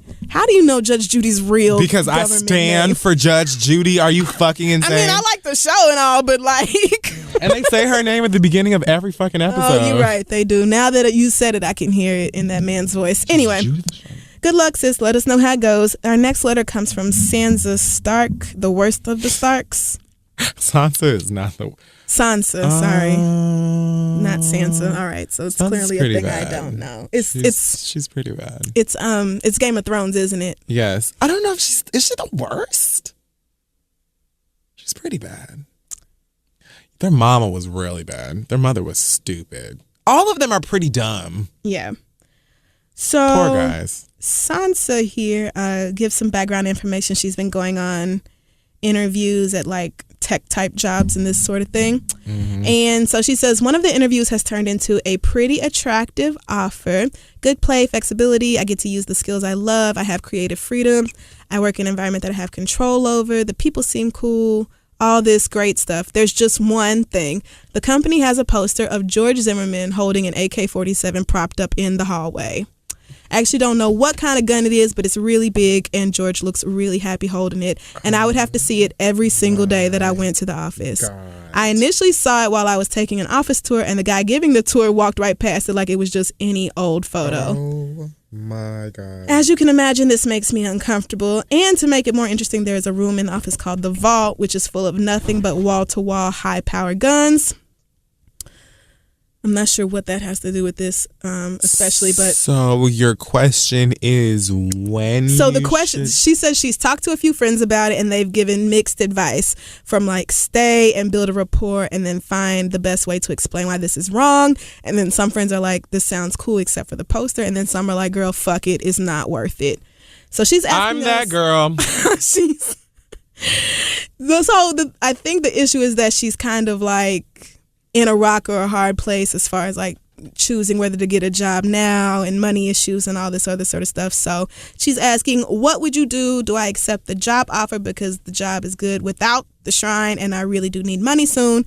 Make a strong stand and turn down the offer, or just turn down the offer and start my own business? So, and with any of these options, should I tell the people at this company about themselves? I would appreciate your brutal clarity. If I accept, my start date would be next week. Sincerely, Sansa. Maybe that's why. I don't know if Sansa was ever in a situation similar to this because I don't know that show. But suffered far worse than that. Oh, okay. So, girl. But if you did take the job, you would be just as dumb as her and her family. Let me not say that. I don't get the reference, but I'm trying to ask myself, okay, like if I was on an island and I was starving and there was nothing to eat except for like a cheeseburger sitting in the mouth of a bear. Yeah. Would I dive into this bear's mouth and hopefully get this burger and have something to eat? Or would I just keep looking? Like, what would I do? Either way, you're going to die, probably. So, I mean, there's just a very great chance I'll die if I try to get this burger. That's true. That's true. Or maybe I'll keep looking and I'll find a burger that's not in a bear's mouth. That's like true. You could else. Be optimistic. You know what I'm saying? Yeah. Like, you just like, it depends on where you want to go with life. I just feel like if I were you, I would tell them NRA niggas and RNA. Because, bitch. Right. First of all, the room full of the guns. That's... In a white establishment, why would you have guns at work? Because one of the company's clients is a combat simulator and the guns are used for training videos. No. You know what? Just no. That's a no. What the fuck? So they keep them on display in the office because of that reason? That don't make no fucking sense. That just is no. No, girl, no. That seems like a front for the Klan. But as an Oklahoman, I'm far more comfortable with a room full of guns than I am a poster of George Zimmerman. Same. With a gun or not. Just George I'm not Zimmerman's going to face. I'm not going to no white job. I'm not going, and you have to be around white people all day too? And guns and a George Zimmerman poster, never Clearly mind. It's a white job because black people would just never do that. Never mind. There's no good reason for George Zimmerman to be the poster. I can't even believe that they have a poster of that man up at work and they're having people come in for interviews and just to that be lets able me to know see your it. whole company culture is just not. I can't even believe. Well, she's pretty light skinned. I'm like, I don't know how you even got in the door, girl, because look at this fucking George Zimmerman. She's lying. You think so? Because that just seems like what? Okay, girl. I don't think that. If you're telling the truth, then do you. However much money it is or however badly you need it, I understand needing a job. Like, we all have to work, but this is just. That's almost like how we be talking about moving into a gentrified building. Like, right. I might be comfortable and have X, Y, and Z, but at the end of the day, I just feel like I'm Right. a part of some bullshit. Of course, I want, stainless steel appliances and a wide doorman. layout and like a building where air conditioning and heat are controlled like by me, and like there aren't a bunch of window units everywhere, and it's not like, of course I want nice things, but do I want to live with a bunch of gentrifiers? No, I don't, and that's not worth it. And having to walk with a whole bunch of motherfuckers are going to ask me, do you live in this building? Right, yeah, I have a key. Am I gonna do I want to deal with that after a long day in fucking New York City, coming home and dealing with white people? Hell no. I live here. Hell no. By I live here and I make more than you. Now what? Now what's really Did good? you have any Why are other you questions? do you live here? Girl. I couldn't do it. I could not. I could not do it. The gun thing, I could, in a perfect world, no Carrie Hilson, I may be able to be like, okay, the gun thing is very strange, but I really need a job. That George Zimmerman poster is like, that's a completely different statement than having guns because of whatever client or whatever. Like having a picture of a murderer up on your fucking wall at work, holding a fucking gun, when he should never even be able to look at guns ever again. It's such a fuck you statement. Especially somebody who just sold a gun, the gun that he used to kill this boy. I never even wanted to mention that because that's so it's just heinous. So bad. Like it's is just evil. But it is up to you, girl. Whatever if you feel gets like you can your walk in Z's there at night. every day. You can walk in that building every day and look them people in the eye knowing that they have no problem walking past this. Sis, I don't know how you can do that, but if so, and then if Sansa's black, Sansa's black, and she has I don't think it's fake simply because it's coming from her real email address, and her real name is like very distinguishable. So I'm certain if I Googled it real quick, she would come up in Google as like a tech person. So I don't think she's lying about it. I just don't understand how this is even something that you are contemplating, girl. Like, could you really sit in an office with people who feel that way? Like, they have no problem with this? If they would have a big-ass picture of George Zimmerman up on their wall like that, imagine the dumb shit that they will say to you, around you, that you're going to have to deal with. Right. Like, on a regular basis. God just gives you flags, and they be bright red, girl. And that was what that was. It was a big, bright red flag, rouge. Don't do it, sis. I don't care how much the check is. The check is not always worth it. Blood red, like the blood that I would like to see flow from every orifice in George Zimmerman's body. That's really it. You can have all the money in the world, but if you can't sleep at night, what the hell is the point? Our last question comes from Apollonia, who says, I have a friend named Monica who is great to hang out with one-on-one, but when it comes to bringing her around social groups, I get stressed out because she easily pushes other people's buttons. Everybody's got one of those. I probably am somebody's one of I those. know I'm one. She's very loud and can be rather obnoxious. Yep. So it is me. My boyfriend particularly cannot stand her. Yep. And there have been others who would rather not take part in socializing with her. Again, she's fine one-on-one, but she is not a fan favorite. My dilemma is this. A mutual friend is coming home for the weekend, and me and my friend have put together plans to kick it with her boyfriend, who will also be visiting. Since the boyfriends will be with us, we don't want to tell Monica anything about us hanging out, because remember, the boyfriend does not like her ass. We think it's best to keep it all low-key and not do anything such as posting pictures on social media or talking about it. It feels like the only option, but we also feel kind of weird and bad about it. Have you ever had a friend like Monica? If so, how did you handle it? And do you have any advice for me? Thanks, Apollonia. Well, girl, I feel like I usually am the friend. No. Well, not as far as I know you as a friend, you aren't. But we have a couple of friends who are. Like, we don't even have to. Right. Not to get like super personal or anything, but there are just some people they don't mesh well with somebody else who is definitely going to be invited to the function. So you just don't invite that friend. But that friend has to be mature enough to understand why they aren't being invited and be cool with it. Right. I feel it shouldn't be a secret. Like, y'all being secretive is why you feel bad. Exactly. You should be able to go to Monica and be like, listen, girl, we love you. You are a bitch. But old dude is coming in town. The boyfriends are kicking it or whatever. And no shade. They don't like you. And it is what it is. I wouldn't even need to say that they don't like you. I would probably just, for the sake of that person's, I don't know what their feelings are like or, how sensitive they are or not.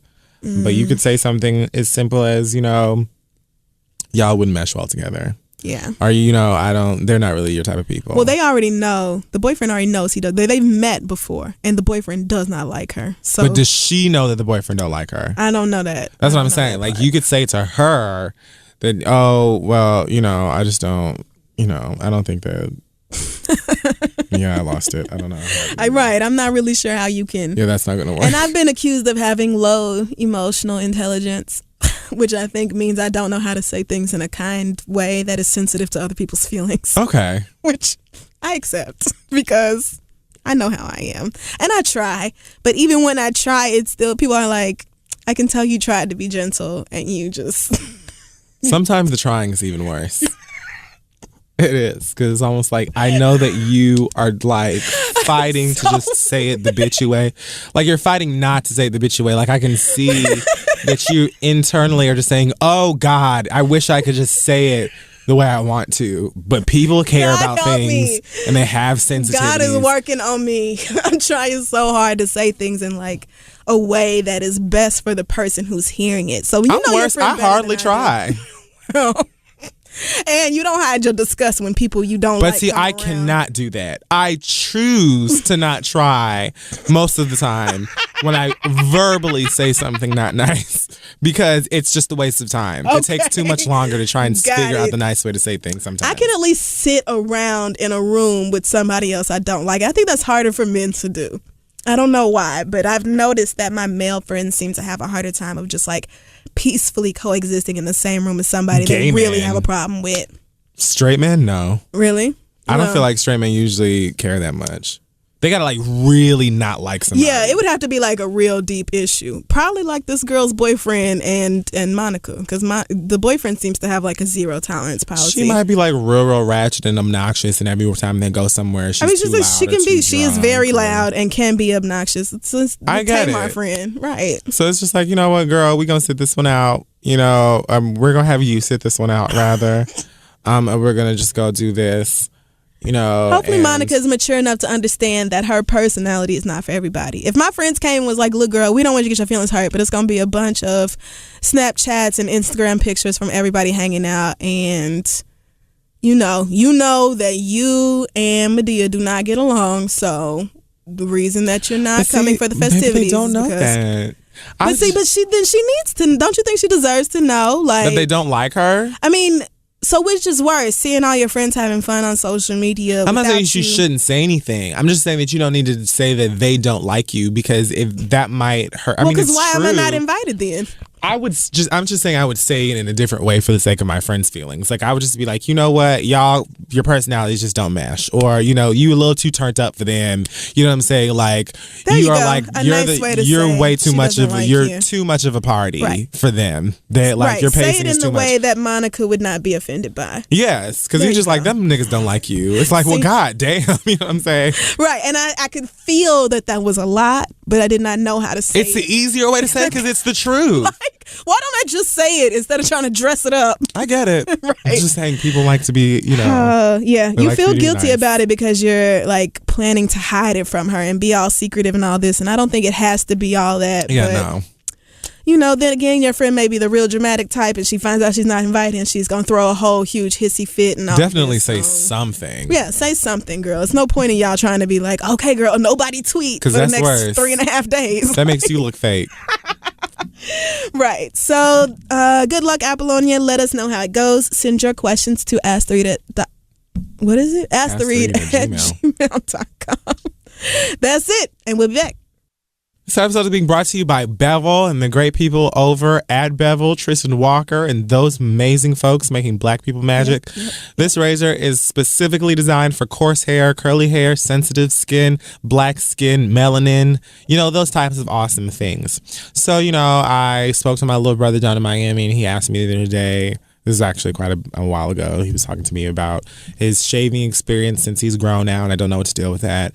And he's just telling me, you know, razor bumps and how much he hates them. And I don't know if it's like a thing in the family where we all have to suffer from it. But I told him, look, get you this Bevel razor. In fact, I will get one for you. So I got him that. He lives for it. It's awesome. It really actually works. Not to mention, it looks super fancy. So go to getbevel.com and use promo code FREEREAD. That's right. That is FREEEREAD. And you will get your first month of Bevel products for the free. They've got all kinds of stuff to go along with it, not just a razor. So definitely check it out. It's a really cool kit. And you can buy some of that stuff before the summer gets in. Yes. And not just for the guys, for the ladies too. I'm about to get me a Bevel so I can keep, you know, this body hair to a minimum, just the way I like it for the summertime, because you know we all on this thought program for summer 16. So I've already gotten started. You know, let Bevel help you get information. Getbevel.com today. Use promo code FREEREAD for a free month. Let them know that we sent you. And let's get back to the show. Okay, so it's time for the read. That's true. It is. Do you have a read this week?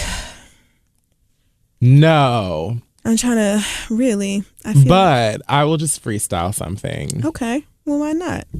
So, I think that there are a large amount of people who are offended by other people having a good time.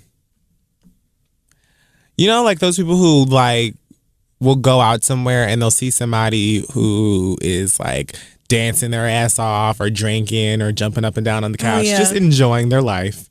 And they'll be over in the corner with the side eye, like, why is this bitch so gleeful? The fuck wrong with this hoe? Why they in such a good goddamn mood? Because we're at a party and I'm drunk and high and they just played work. And so here I am enjoying my life, girl. Why don't you try it out? I just don't think that there's any reason for you to be miserable by somebody else being super excited and having a good time. And I think that a lot of... Did somebody judge you in the club? Hell no, you can. If they did, bitch, I didn't know. Oh, not to your face, huh? I'm way too in my motherfucking zone to be concerned with which one of you hoes. As it should be. Like, I'm not concerned with you. I'm concerned with me, the niggas I'm here with, my alcohol intake, and whatever the DJ is dropping. Ooh! Come on. I'm about to transition into another one now that I think about it. But I just want to say, I feel like a lot of women actually end up getting into like little weird catty things with each other. Niggas do this too. Lowest of the not low keys. But I think a lot of girls end up having situations with other girls because they just are uncomfortable for some reason by seeing another girl who's confident. You don't even have to look like a fucking video vixen. It'll just be a girl who will come in whatever fucking dress that she just bought, and she buys a drink and she's dancing with her friends and she got her cleavage up or whatever. And she's just doing whatever she want to do as a tax-paying grown American woman. And you got to be like, oh, why she got this on?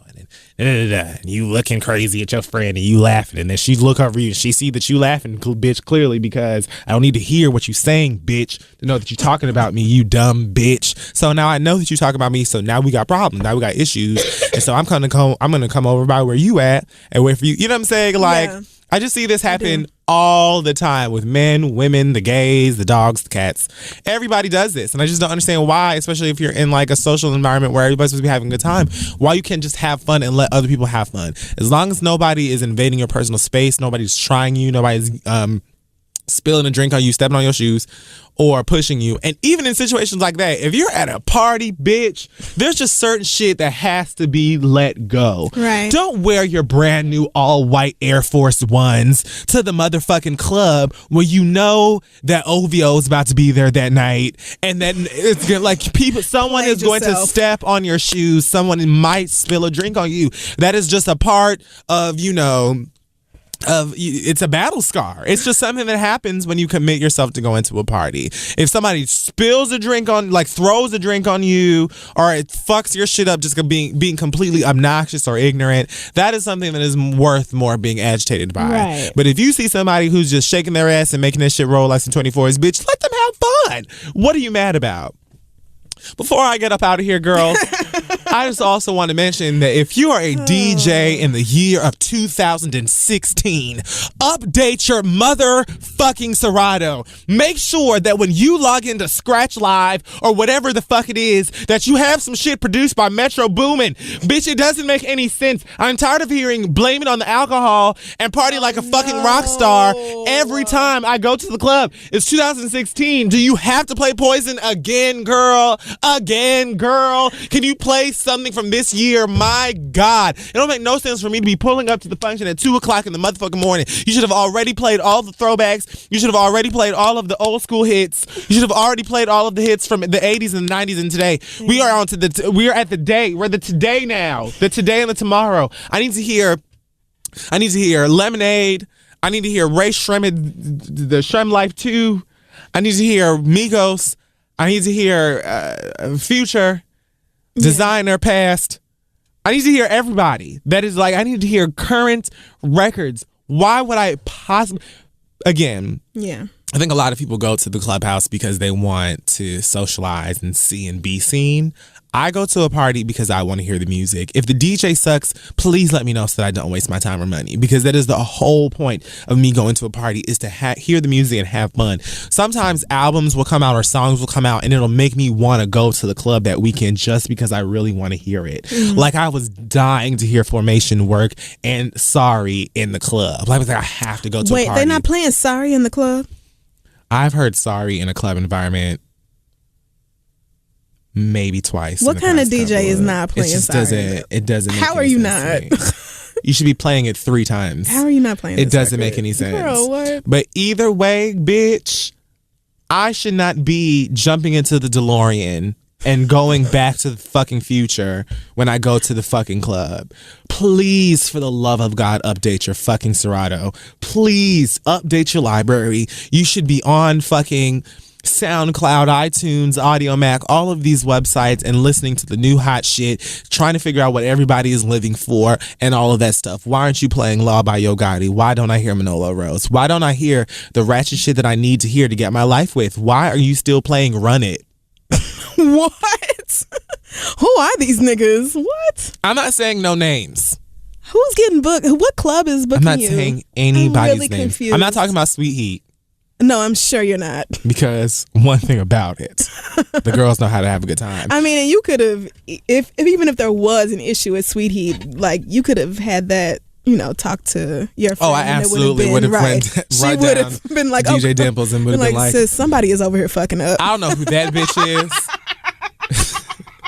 But she's fucking up your whole party. It seems like every time I go to a party that's predominantly white or a gay party, gay niggas are not playing Sorry? I don't know what it is about my life, because this isn't even just New York. This used to be like, she used to happen all the time in Miami too, and many other cities. I would go to gay parties and they would be playing just old shit. What About Us by Brandy? Like, okay girl, great song, but my all night, bitch, a little old. All night we're playing TRL songs, bitch.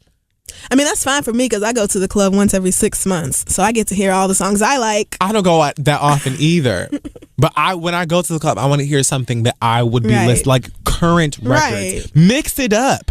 I don't want to be hearing. I would be surprised if the whole night was old shit, like nothing new at all, nothing that came out in the last month or two. That just don't make no fucking sense.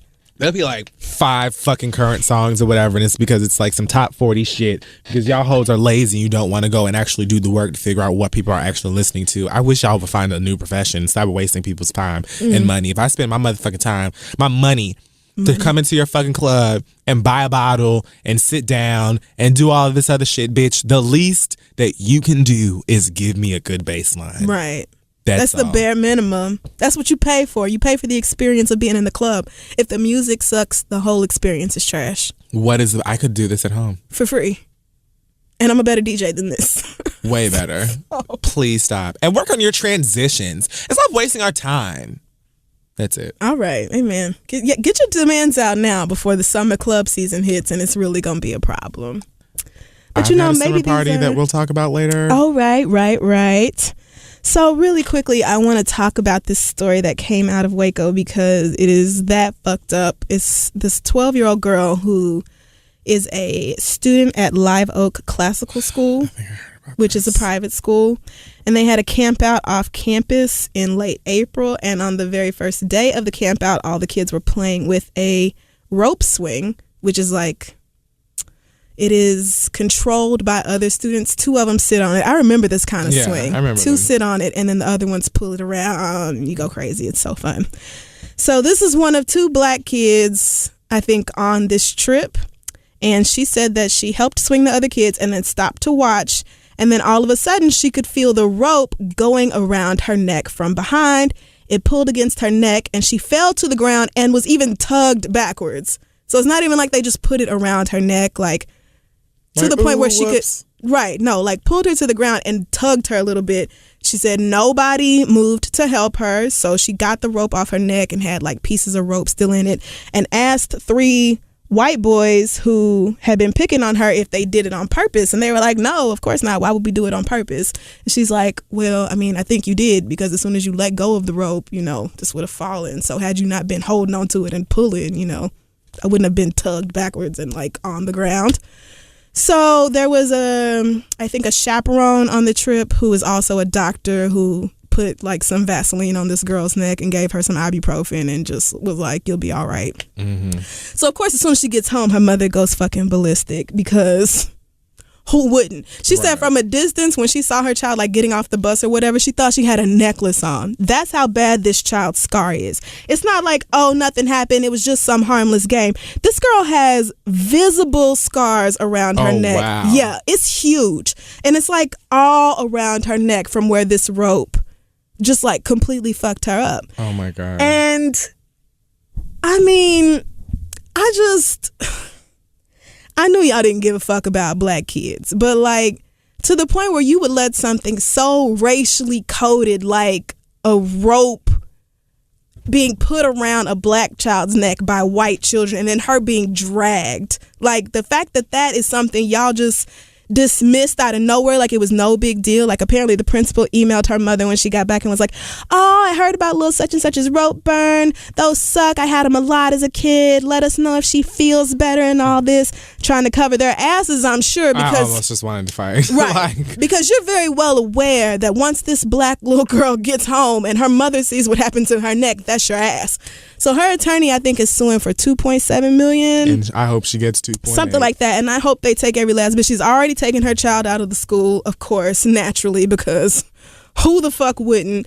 But the school is saying it is not a racial this is not a racial incident, and it just, you know, it's kids horsing around and this just sort of thing happens, and the same old excuses we always hear. And like, although this is clearly a very extreme case, I want to remind white people that making easy and convenient excuses for racist bullshit that you see other white people do helps nobody. It helps except racists. Except it helps the school continue their tradition of being racist shitheads, but you're not helping the child who was physically harmed by the damage. Like you're not, and I don't really even see how you can prioritize grown white skin over baby black skin. Like not even me, as much as you know how I feel, you know how I am about white people.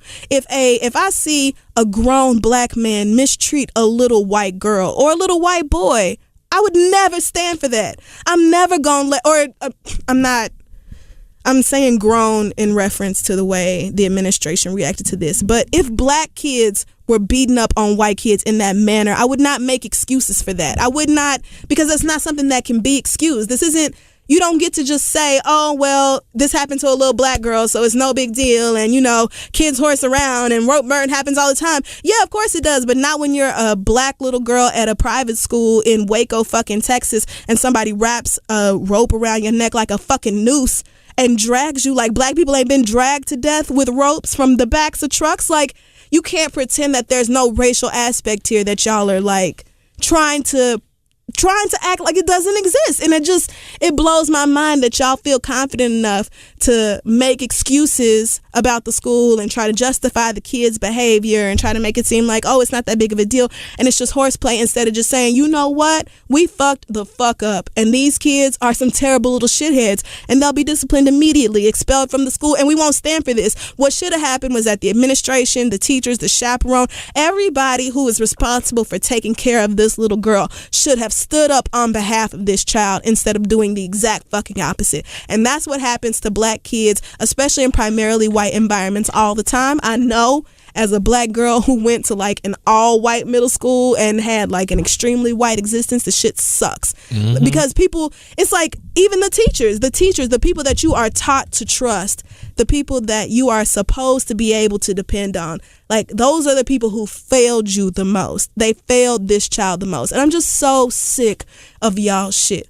There's a 12-year-old girl in Texas right now with rope burns around her neck, like really bad, right, to the point where I could just hold up a small picture, not even blown up, and show it to this man. He could see it on my phone from like 7 feet across from me. Right, you can see the rope burns on this child's neck in a photo. I'm certain it's worse in real life. It's just like, this is not some minor incident. This wasn't like, oh, let's put some Neosporin on it and like. Even if she wasn't black, like that's a serious Even if she injury. wasn't I don't black, understand how that's not. The raw, broken skin around her neck is. I mean, it left rope fibers in her fucking body. How are you?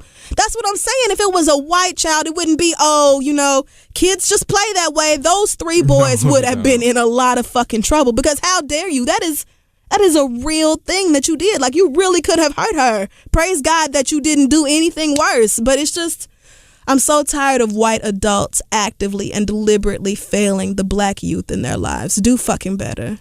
Well, you have to keep in mind also that when these kids are at school, they are literally in your care. You are taking people's children away from them for the day, and everything that happens to them while they are. Well, this was a camp out, but still a school sanctioned camp out with chaperones. Same thing. Absolutely. Even more so, actually, because you off campus now. Right. So you're supposed to be double diligent with looking after these kids. At the very least, some kind of empathy to be like, listen, I understand, I understand why this would be triggering. I understand why, this is, so messed up. And we're going to take X and Y and Z steps to make sure that these kids are punished or even know that was horrible. You know what I'm saying? None of the chaperones called her mother.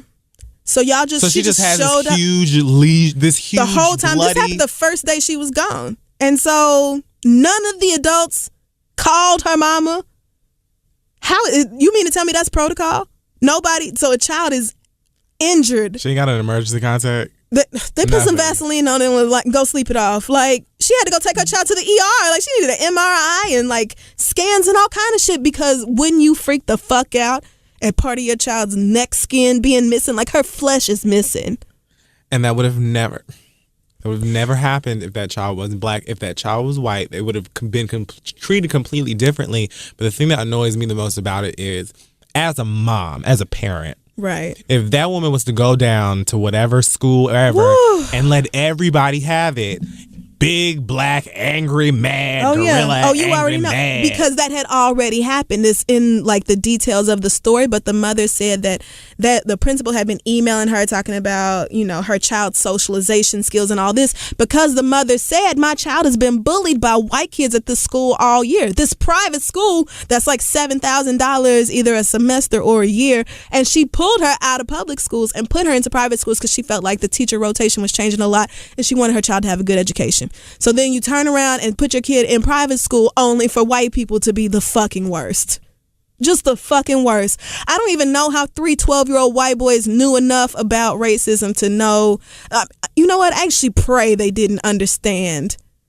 That's the what I'm gravity. Trying to pray. I'm praying they don't know that much about lynching. And awful, but I would not. I would not be surprised if they knew exactly what it was and did it anyway. Like, oh, we used to do this. Because these little shitty ass 12-year-old fucking stands, these pop star stands, be doing the same shit to black people. Unbelievable. Be sending them fucking slaves and nooses and talking about like. I wouldn't be surprised at all. All that, they know exactly what they're doing. So I wouldn't be shocked. And so y'all just ignored all of this in favor of keeping up appearances and keeping the school together and keeping things looking right. And nobody at any point said, let us stand up on behalf of this child. The well-being of a baby. Like, it's just, it's really, it just stuns me the lengths y'all will go to be assholes. It's just, so fuck the entirety of the little Bubbling Brook school system or whatever it's called, little Chattanooga Jack Apple Classical School or whatever the fuck this bullshit. Like, you bitches are just...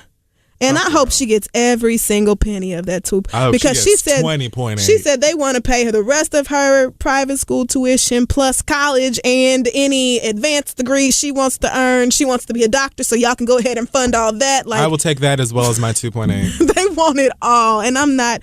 You know what? I just hope that take it all, close the school, cause fuck them, fire everybody, fire the fuck everybody, cut down the rope and the tree. You didn't even call her mama.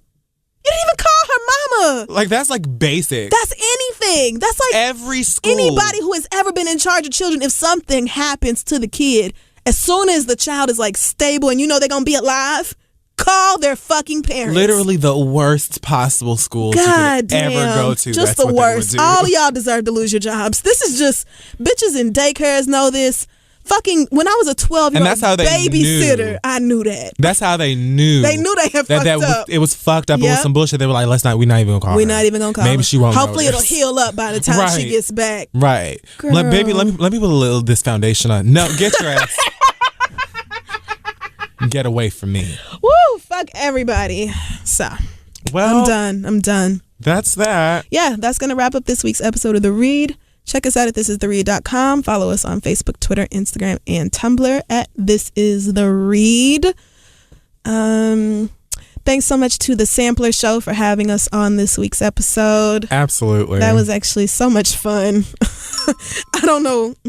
We'll wait for Kim Heard if I was small. It was, and girl, like you do this every time. It was 1 second. I know, but now now every time it happens, I'm going to have to say something about it. Sure. So go check out this week's episode of the Sampler Show. Thanks so much for having us on for that. Kid Fury, I know you have some news this week. Yes, I officially ready to announce 305 Live Part 2. Super excited. If you weren't there last year, then you definitely need to make sure that you get your tickets come this year. It is on June 26th. We will be announcing the venue very soon. I have already gone to see it. It is very pretty and lavish and tropical, and it's on a roof. And it's going to be great. Oh, amen. There will be drinks. There will be twerking. There will be great music by a great DJ with music from this year and the years prior to it. So, yes, you can go to Fury305.com. That is FURY305.com. Go and get your tickets. There's lots of little packages for you girls who want to come out and stunt and do, things with your homies and stuff like that. Or you can get it like a regular little thing. It's going to be a great time. So it is. It's a good time. It's a fun party. Yeah, it is a really. If you fun missed party. it last year, you missed out. Yeah, it was pretty. Just turned the hell up. I'm thinking about doing some. I'm trying to work on doing a party in Miami also. Yeah. So that really would be something else. Look at you. That goes. Don't forget to check out our dope sponsors, Shudder. Remember, Shudder is a new kind of streaming service that's home to the best horror from around the world. And just for our listeners, Shudder is offering a free month. Use promo code READ at sign up and start screaming. That's shudder.com, SHUDDER.com, promo code READ. Anything else, Kid Fury? We good? Stay prayed up. Always. Love each other. Do something fun outside. Log off for a little bit. Weekends. And, how are you gonna love yourself if you can't love anybody? How are you gonna love anybody else if you can't love yourself? Yes, that's it. Can I get an amen? Amen. And also, every dick ain't worth your time. Mm-hmm. No, every dick ain't worth the effort. All pussy ain't worth trying. And Father God. Yeah. I'll be out of town this weekend with my niggas. I'm going back to Oklahoma. And if we have to, I think I will still be in Oklahoma just in case we don't take this in Game 5 in the Bay. Then I think I will be in Oklahoma for Game 6. And if so, I think I'm going to have to drive to Oklahoma City and go to that game. I think I'm going to have to. I just think. But if we go to wearing an OKC shirt. And I have my jacket in my backpack. Right the only reason I wasn't wearing it outside is because it was 88 whole degrees. But it's my team. And if we go to the finals, I'm definitely going to a game. I will not miss my team in the fucking finals. How many NBA finals has Thunder won? None, because we just became a team in 2008. We've actually never even made it to the finals. So this would be our first time. And we're only one game away. So as you can understand, the whole state is very turned up and excited. So wait a minute. Y'all are doing conference. They're still doing the Eastern Conference Finals and Western Conference Finals. It's the Cavs and Toronto against us. So wait, Thunder's up against Golden State? That's right. And we're up 3-1. So Thunder's the Western Conference? Yes. Where's Oklahoma? Oh my God. Friend. It's not as far west as California, but it's in the Western Conference. Yes. Is it west of Texas? Just it's directly north of Texas, friend. It's that panhandle shape. Looks like a pan. It's right there on top of Texas. Oh. And we're right there. You kind of can see it a little bit. That explains. It's got a lot. bunch of other box-shaped states around it. Yeah, those boxes are the ones. Yeah, that they trip everybody up. Y'all don't know Kansas from Arkansas, Colorado. Y'all don't know none of them states. Mississippi ain't too far. I think I know where Arkansas is. I think it's close to the Gulf or Mexico or. Arkansas is just to the right of us. To the right, to the east. To the east, meaning Oklahoma, not New York. You know what? It doesn't even matter. Congrats. Thunder the fuck up. Thank you. That's because that's really